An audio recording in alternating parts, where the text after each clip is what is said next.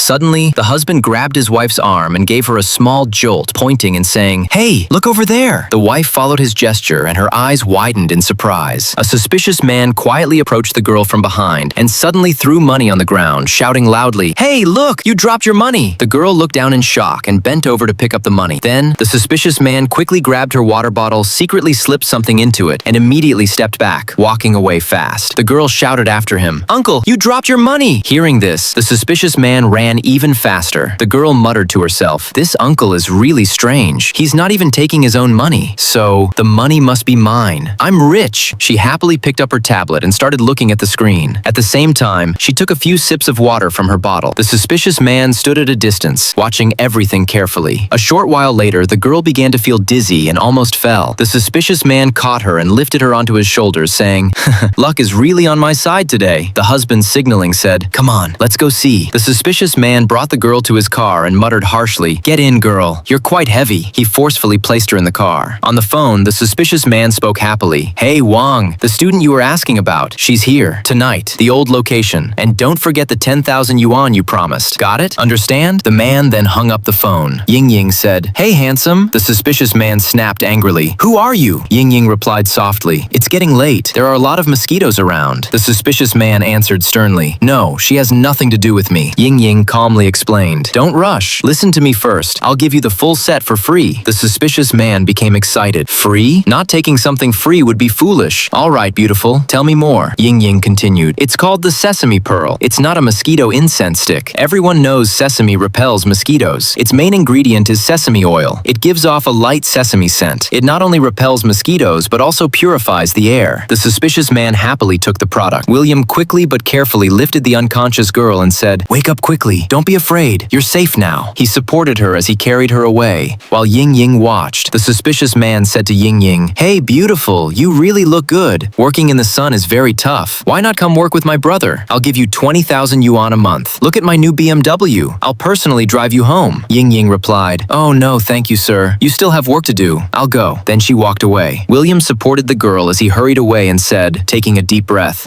"All right, now you're safe." The girl, confused, asked softly, "What just happened? What was going on with me?" William replied seriously, "Sweetheart, remember this always. When you're alone, never take your eyes off your food or drink for even a moment. Bad people are always looking for an opportunity. Even a small lapse can give them a chance. That suspicious man put something in your bottle while you were drinking." The girl, resolute, said, "Okay, uncle, I'll remember. Thank you so much." William gently said, "It's nothing. From now on, always take care of yourself. Understand?" Afterwards, his wife arrived and he walked away with her. The girl bowed slightly and thanked them both.